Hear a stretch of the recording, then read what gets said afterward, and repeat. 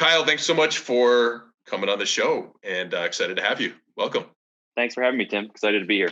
Yeah, it's been good getting to know you a little bit and hear the backstory. You guys have a lot of really cool stuff going on at Clearcover through COVID, mind you. And I think our listeners are going to be very interested to hear about your backstory that we talked about and everything else. So let's just kind of jump right in. So for the folks that don't know Kyle or Clearcover, what does Clearcover do? Clearcover is the next generation insurance company. Right now we sell car insurance. And, the long and short of it is we built a technology company that allows us to do some really cool things, operate the business more efficiently. We use that efficiency to then offer our consumers a better product at a lower price point. It's not super complicated. There's a lot that goes into it, but it's a tech-enabled insurance company. We got a bunch of customers that buy insurance from us now, and we got a lot of growth left too. Tell me about just the insurance space in general, because like I've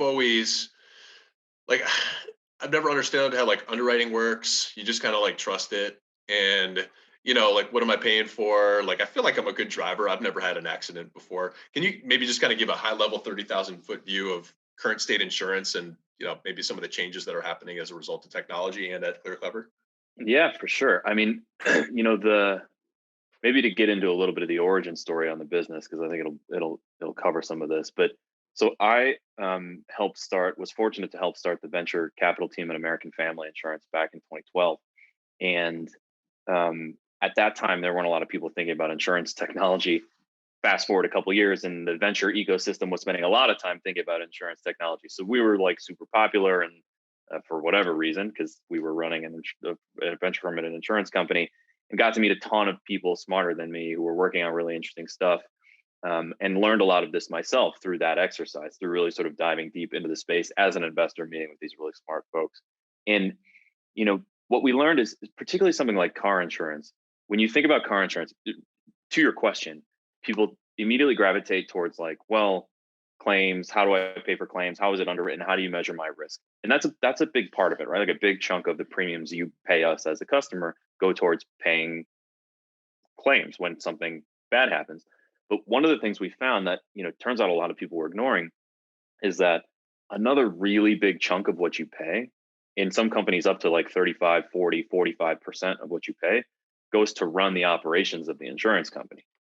And of that big chunk of money, we said, if you built a modern technology company and you really focused on building a new and digital platform for consumers, you could shrink that by quite a bit. And so our belief was, look, there's a lot of interesting things we can do in underwriting, and I'll get to your question, but it turns out that there's even more leverage in just streamlining the operations and using technology to make an insurance company more efficient. So the first thing we do as a business, we say, look, we're going to use tech. We're going to skinny down what it actually costs to run this company. We'll then take the difference and we'll give it back to you in the form of a lower price, which people love. There's no games, there's no gimmicks. You don't have to think about it. It just costs less because it costs us less to run the company. On the underwriting side of the house, we could spend an hour talking through all the different ways that works. But at the end of the day, insurers, just like anyone else, are trying to estimate the risk of loss of you as an insured. And the thing maybe I'll leave you with that most people tend to miss is they say things like you said, which is not wrong. Which is like, I'm a pretty good driver. I feel like I should, my insurance rate should be low. It turns out insurance is a first party and a third party product. So I insure you if you crash into something, but oftentimes I'll insure you if somebody else crashes into you. Right. And so That's right. There's like this very holistic risk profile of you as an individual and all of the different things that you do. And so sometimes when you look at all the data that goes into pricing insurance policy, it's often because you're trying to grab this like holistic view of the individual and everything that surrounds the individual, because risk of loss comes from all over the place, not just how you step on the gas and how you turn the wheel. I feel like Howard Tolman said this on Bootstrapping in America, which I'm an avid viewer of, at the beginning of 2020. And they were asking him, what are, venture capital, what are some of the big opportunities that are out there? And he kind of made this comment like, hey, like SaaS that's a little bit more convenient than current state. He was like, stuff's pretty convenient right now, but if you can tackle a problem in a big industry that's old school, that's like tough to change, mentioned insurance as one of those, as well as healthcare and some others. Those are the big opportunities if you can kind of solve that. So let's get into the origin story a little bit. You gave a little bit, but yeah, where are you from and what was your path to entrepreneurship? Let's get into it. So I'm a Midwesterner. I grew up in Milwaukee, Wisconsin. Sadly, I'm a Packers fan. That doesn't always go over very well on the Chicago podcast, so I apologize in advance. But I so grew up there. Went to grad school up in Wisconsin. Got a law degree and an MBA. I realized pretty quickly that I didn't want to be an attorney, and so I was spent most of my time sort of skipping class and going out in the community to work with whatever startups would have me. There were a couple clinical programs there that allowed you to like go and work with real companies, and so I did a lot of that. I spent very little time in constitutional law. Turns out, I got a job as an attorney after I graduated, but I was a pretty crappy lawyer. Go figure. I never went to class, so I did that for long enough. But along the way was building relationships and really had some great mentors, and was fortunate to meet a gentleman named Peter Gunder, who was the chief investment officer at American Family Insurance. And Peter said, "Hey, we want to start a venture fund here. Can you come and help us do it?" And I was wildly unqualified to help in reality, but I was really passionate about it. And I had made it my business to tell everybody who was within earshot that that's actually what I wanted to do. So it made it back to Peter that like, perhaps I wasn't as qualified as I needed to be, but like I was going to hustle and I could probably help. And so Peter brought me on. Dan Reed, who runs that group, and I sort of worked with others to build it up. And, you fast forward 4 years, we had about 200 million under management. We had done, like 100 deals. We had been busy. We had gotten involved in a lot of stuff. But as I mentioned along the way, InsurTech was kind of born as a concept. Insurance and technology had both been around for a very long time, but only in 2014, 2015 did the venture ecosystem writ large really turn its attention towards InsurTech as like the next area of fintech everybody was going to put their money. And like I said, we were in this really fortuitous spot where suddenly people were coming to us asking our opinion, because we were sitting in a place where we should have had a strong and useful opinion. It turns out we weren't spending a lot of time on InsurTech ourselves. So we did like this like quick sprint, right? We're like, oh crap. Oh like, yeah, we're part of American Family Insurance. Yeah, I get it now. We got to do this too. But fortunately, we were surrounded again by like really smart people who helped us come up the learning curve as quickly as we could. And I was, working to build some investment theses. And one of those investment theses was around how would you build a next generation insurance company? State Farm, Allstate, Geico, Progressive, massive companies, massive market. Like, how would you build another one of those? And that's where we landed on this thesis of it's not necessarily the product and pricing. You have to be good at that. And that's interesting and can be useful, but it's cost structure. It's really sort of using technology, skinny down what it costs to run an insurance organization. That was at the foundation of the competitive advantages you found in those top companies, the thing that had driven them to their great heights of success over hundreds of years. So over 100 years. So that was really like the thesis we came upon, was cost structure was going to be how we would win in this game. With this idea, we went back to American Family and said, hey, we want to build a new insurance company. It's going to be competitive. We're going to have to quit to do it, but like, don't worry, you can fund it. So you'll own a piece of it. And their response was very reasonably, what are you talking about? Like, what, go away. Yeah. This is crazy. But Peter, again, as an advocate and a mentor, let us work through it. Like as entrepreneurs, that sounded a bit like a maybe. Peter helped us through. Eventually, we with AmFam agreed that we should go start this thing. My co-founder and I quit. We started building Clearcover at the end of 2016. And, fast forward to today, we're about 220 people. We're operating in 13 US states as a licensed carrier, tens of millions in revenue. It's been a crazy ride, but there's also a lot of ride left. Oh, well, I definitely want to unpack the growth because that's incredible. Let's start with American Family Insurance. Like, I know State Farm, I know Allstate, I know AmFam. Why? I don't think I know the answer to this, but why would like old school company like that have a venture capital arm?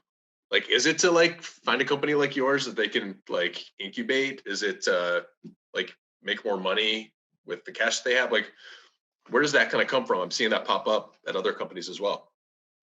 I mean, there's there's two answers to the question. There's two necessary conditions to this happening. And I think a lot of companies have one, but not the other. So the first necessary condition to this happening is having some strategy around that function or entrepreneurship or innovation or whatever, what might have you, right? Like in really, Peter and then Jack, who's the CEO there, are both real visionaries and like forward thinking and willing to take risks. And so that's that second component. A lot of people can have an innovation strategy and think about what innovation and venture capital and these things can mean to their business, but it will almost always go nowhere unless you have sort of the top senior leaders in the organization who are championing it and who are actually building incentives around it.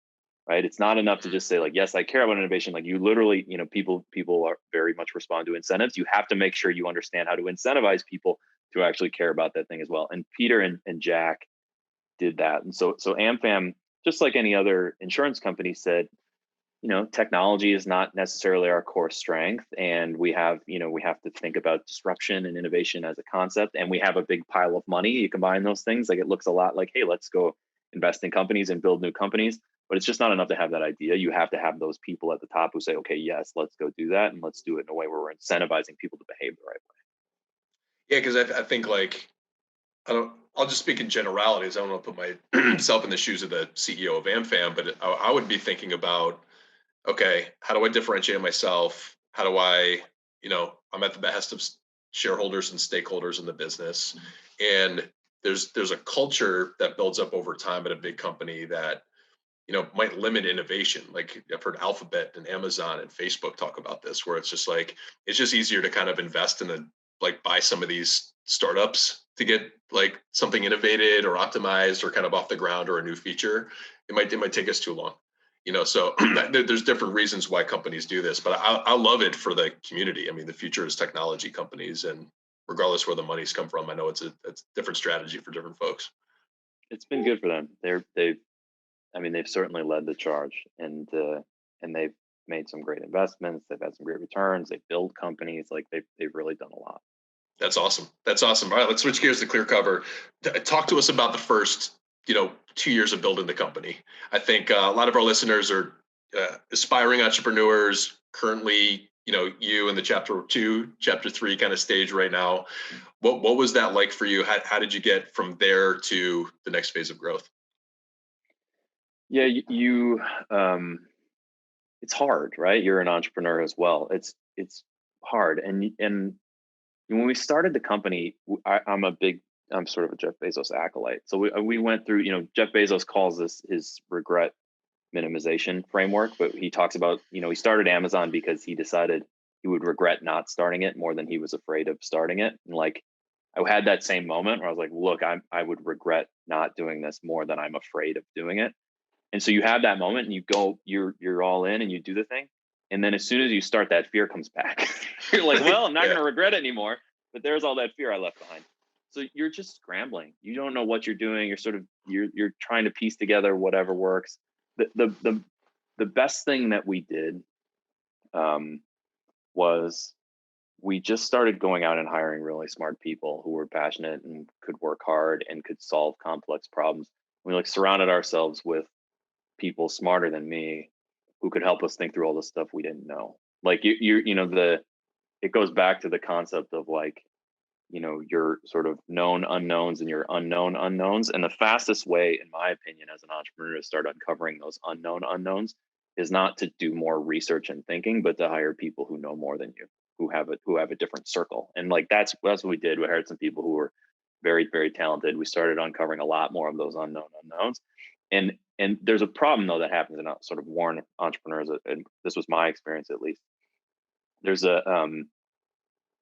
like this effect we call mo people, mo problems, which sounds like it's like the people are bad, but that's not actually how this works. I'm kind of a Biggie fan. That's where the reference comes from. So likewise, what happens is when you bring a smart person into the organization, typically what they'll do, back to this idea of unknown unknowns, is they'll find like 10 things that are broken that you didn't know about that they want to go fix or somebody has to go fix. And so what you get is a linear ramp in the people and a non-linear ramp in the problems that you have to deal with, or you have to solve, right? One person brings 10 problems, suddenly bring in 10 people, you got 100 problems. And so we have this like very linear, non-linear approach to bringing in people and seeing problems. And that hurts. It feels like the business is falling apart. It feels like you knew so much more than you did before. But at the end of the day, that's how you build that company, is by uncovering all those things and starting to do triage and figure out what you need to fix and what you don't. And so that, first couple years was a lot of hiring smart people, climbing up that mo people, mo problems ramp, and figuring out all the things you didn't know about building a business. And then what'll happen is there's this thing what we experienced was you as a brand new tech startup, you have what I like to call the existential crisis half-life. So when you start the company, you might have like an existential crisis about what you're trying to do a few times a day. Right? You go on the web, you see a competitor you didn't notice before, and you're like, oh crap, should I be even doing this at all? Or you're working on a financial model and you can't make the numbers work. You're like, well, does the business even work? And then, you get a few weeks out, maybe you're having an existential crisis once a day. And you get a few months out, and maybe you're only having it once a week. And you get a year and a half out, maybe you're having it once a month. And like, you just have to get through that. It's a very natural part of being a startup. And you should understand that it's going to feel like your company is dying and falling apart a lot of the time, but the frequency with which you feel that is going to get more and more spaced out as your company matures. You just have to know that that's the case, like a natural law of startups. And as long as you can push your way through that, there's usually a solution to whatever problem you're looking at. I have so many thoughts. I have a question. The first thing I'll hit on, I just wrote down more people, more problems in the context that you had presented it in. I'm 2.5 years in, and I often talk about, just what's going on at Lucas James Talent Partners with the listeners. And like, we just added a bunch of people. We just did a survey, and I teed it up as like, I have no ego. I serve you guys, I make decisions based off of like what we need, and you guys, got to be okay with that, kind of based on where we're at, but kind of what's going on. And like, the survey was just like, it just opened your eyes to like, how many things are missing or things that we could be doing. And then I felt very overwhelmed at the time. And then I prioritized those things, and then I communicated it. And then the team was like, no, we get it. These are like 2 years down the road or whatever. But like, yeah, we really appreciate you even asking. I was like, whew. And it's the point to that emotional element. Where like, yes, sometimes it's a lot. How do you deal with the emotions around that? Are you kind of can you compartmentalize some of the fear? Like, how did you specifically get through those? Because I think fear limits people from not even doing what they want to do. Yeah, you try to compartmentalize, although it's hard, right? Another entrepreneur, I'm sure you know that it's difficult to separate that from everything else that's going on. I mean, honestly, I think you surround yourself with good people, again, people who can do what your employees did, which is be empathetic and understanding and like have your back and give you credit for trying to do the right thing. And then you just have to have the right set of expectations, which goes back to that idea of the existential crisis half-life theory. Like, if you can see that coming, that's part of your mental model for what it means to run a startup and be part of a startup. It's going to hurt less. You just put yourself in a place where the expectation is more aligned with the reality of it. So for me, it was that. And then the other thing is, I've said this before, I'll say it again. No offense to entrepreneurs, but we're like one of the most complainy professions that's out there.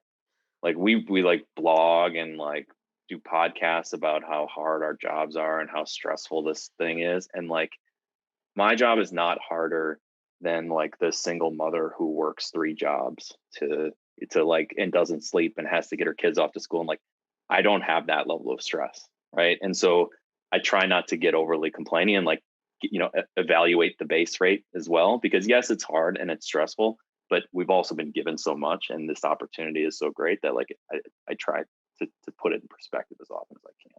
I love it. I've talked about on the show, never getting too high and never getting too low. Because yeah, when you really rationalize some of the problems that you get all fearful about or emotional about, you probably forget that even happened 2 weeks down the road. So if I can just rationalize that, that's always helpful.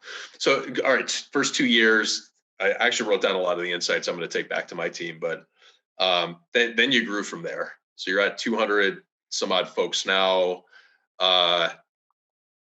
Walk us through like why that happened, how that happened, when that happened, and then I'm curious like how your role changed through that from what you described in the first 2 years to leading 200 folks. When I talk with other like earlier stage entrepreneurs, what I often find people at the earliest stages, when they think about building a startup, they're thinking about building a product. Like, I'm going to do, this is my strategy. I'm going to build this thing. I'm going to sell it to these people. Like, they're really thinking about product building and product management, which is very much the early job. At some point along the way, depending on how fast you grow, your job changes from building a product to building a company. And building a company is systems and process and people and like figuring out how to get the entity to do your bidding, not build a product that does whatever you want it to do. And it's a very different job. And it turns out, in my opinion at least, if you're not aware of that transition, then what happens is the company starts building itself without you while you're over here thinking about the product, and all sorts of stuff starts to go wrong. So like the thing that I screwed up myself, and I try now to warn others to avoid, is just be aware of that transition period. Be very aware of when your company is transitioning from building a product to building a company, or when your job is moved in that direction, and then be self-aware as to whether or not the things that made you good over here will also make you good over here, or if you have to acquire some new skills or bring in some new talent to support the whatever gaps you might have in moving from one job to the next. How did you think about like company structure? It's because I'm with you. Like that's I came from a big company. We had a lot of structure, and people kind of had clear expectations and knew what they do. But to build that from scratch, it's coming from somewhere. Your thought process, a team, conversation, mentorship. How did you think about that as you continue to grow? And maybe you're going through some of that thought energy now. Yeah, I mean, we are, and I think COVID makes this more difficult than it has been in the past, because you get to, when you're doing team building, when you're doing company building, when you're building a culture, you can rely so much less on serendipity than you used to be able to, right? Like some part of building a culture pre-COVID used to be, we're just going to put everybody in the same place for extended periods of time. And part of that will turn into culture and relationships and bonding and everything else you're looking for. In COVID, much harder, right? You can only do so many virtual happy hours that people are half engaged in. So like you have to be more intentional about how that company works and how you build it. And so I'm, again, back to being a Bezos acolyte. One of the things that Amazon does that I think is very smart is they have this notion of a complete process. And a complete process is essentially talking about, I'll give you an example how we use this at Clearcover. So we have a tool, we have a mental model we call high velocity decision making, also borrowed from Amazon. And essentially what this tool says is you have to classify decisions in a 2x2. And the axes of the 2x2 are how costly it is and how reversible it is. So if something is very high cost and very difficult to reverse, you should spend a lot of time thinking about that decision. In fact, we make our people write memos when you end up in that quadrant. If something is very low cost and very easy to reverse, then what you should do is not ask anyone. You should act and then figure out whether or not that action was right down the line. And the tool is really is sort of designed for speed, right? That's what we call high velocity decision making, because something's low cost and you can reverse it easily. The worst thing you can do is spend too much time thinking about it. And so Right. The tool is designed to help the organization move really quickly. And that's a thing like you want to maintain as you go from 20 people to 200 people to 2,000 people. But what we found is as we've gotten bigger, you have to mechanize that. It's not enough to get 20 people in a room and be like, hey, everyone, here's some slides. Here's how the 2x2 looks. Are we all good? Off you go. When you're 200 people, you need to adopt this idea of a complete process, which means not only do I have the tool, now I need to figure out what the adoption steps are. How do I make sure people are using this in the right way? And then how do I inspect their use of it to make sure that the tool is not being used in the wrong way or that it's not useful? And so what I find myself and our team doing a lot now is these second two steps of the process. We're just saying like, great, I read this book. I got this cool insight out of the book.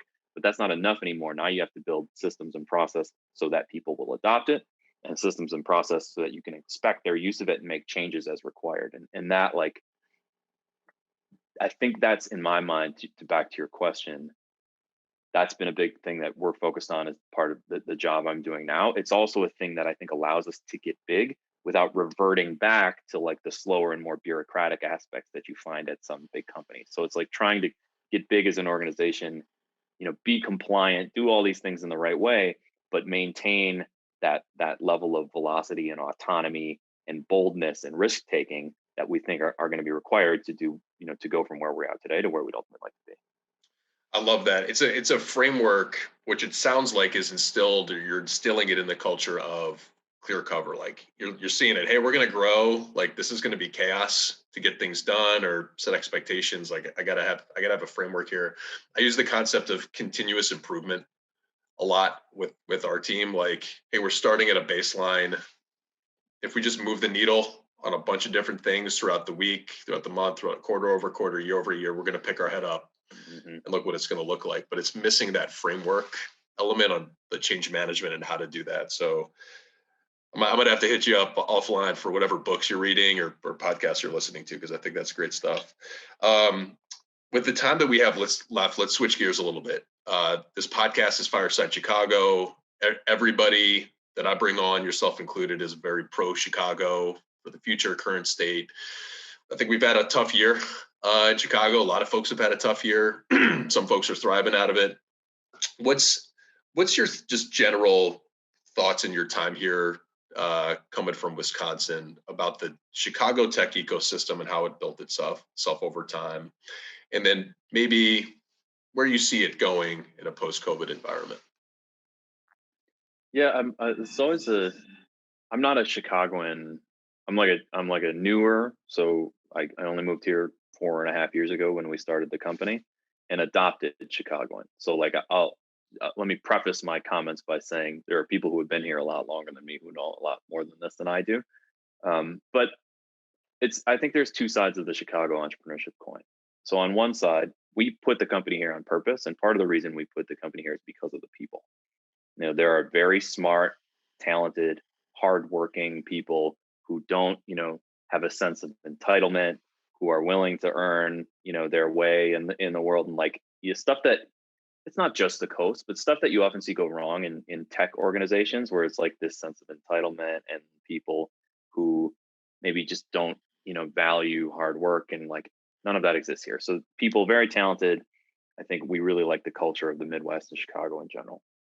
The other side of that coin, though, is that there's a bit of risk aversion in the ecosystem, top to bottom, right? Like when it from the investors at the top to the workers at these companies, like risk aversion is probably just a natural part of our ethos as Midwesterners in some sense. And I think what you find is you have to work even harder to encourage boldness, right? And like one of the things that I just believe is an ingredient in the recipe of like a great tech ecosystem, is dumb investment, which is a little weird to say, but like what that encourages are people to take crazy risks and realize that sometimes that pays off, right? You're sort of, you really splice that 1 in 10 mentality into the ecosystem's DNA by funding people to do stupid things and then seeing that sometimes those stupid things work. And that's not just venture investors too. That's companies, that's innovation groups. And so like, I think great people, super talented, the side of the coin that I think is going to need to get, tuned up a little bit here for the ecosystem to really take off is trying to put aside some of that risk aversion and starting to look at opportunities with an eye of, I know there's 100 reasons this could go wrong, but what happens if it goes right? I love hearing that. I'm a talent guy. I'm a Chicagoan, and I'm not going anywhere. I got roots here. I feel invested in the community here. We need tech jobs in Chicago, and we need more of them than where those tech jobs could be elsewhere for the city to thrive. Because then those salaries feed into the restaurants. Those salaries it just feeds into everything that has made Chicago great. And I think you're right from a capital perspective, taking risks. I talked to a Silicon Valley investor, an angel investor, And he just says it straight up. He's like, I make like 60 investments at a time in my portfolio, and I'm only counting on 5 to grow and, kind of make my return. Right. But all those other ideas are getting funded. And I think like, yeah, that mentality here is like, hey, I got to invest in Clearcover, and Clearcover has to kind of work out, as opposed to this kind of holistic approach that let the averages kind of work itself out. And that might have some failures, but you're going to have people that learn from that. Are going to go work at Clearcover. They're going to go work elsewhere, and that kind of cascades into other things. But I think you're spot on with that. Kyle, I enjoyed jamming with you, man. I really appreciate you carving out the time. You're a busy guy. You got a lot going on at Clearcover. For everybody listening, Clearcover's hiring a ton. Check them out. Great culture. Everything trickles down from the leader, and you got to see some insights into Kyle there. Kyle, if folks wanted to check out Clearcover or check out you, where can they find you? Clearcover.com and Twitter, Facebook, everywhere else. If you want to buy insurance, go to Clearcover.com. If you want to check out all the other stuff, go to social. That sounds good. Kyle, thanks so much for the time. We'll talk to you soon. Thanks, Tim. Appreciate it.